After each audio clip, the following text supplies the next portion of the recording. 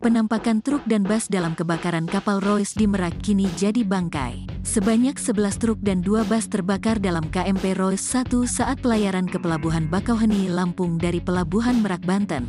Jumlah bus dan truk yang terbakar itu bagian dari 79 kendaraan yang ada dalam KMP Royce 1 saat terbakar ketika pelayaran ke Pelabuhan Bakauheni, Lampung. Kini dipastikan tidak ada api lagi di KMP Royce 1 dan akan ditarik ke dermaga 3 Pelabuhan Merak, Banten. Hal itu dijelaskan Komandan Lanal Banten Letkol Laut, P. Dedi Komarudin setelah tim gabungan memastikan tidak ada api lagi di dalam kapal. Selanjutnya diduga penyebab terbakarnya KMP Royce 1 dari bus plat pemerintah yang terbakar di dalam kapal. Dedi Komarudin mengatakan, dugaan kebakaran KMP Royce 1 yang berlayar ke Pelabuhan Bakauheni, Lampung itu bermula dari bus plat merah nomor polisi B7247IO. Kini kondisi kapal KMP Royce 1 milik PT Damai Lintas Bahari terlihat hangus di bagian kendaraan atau dekkar dan sisi kapal.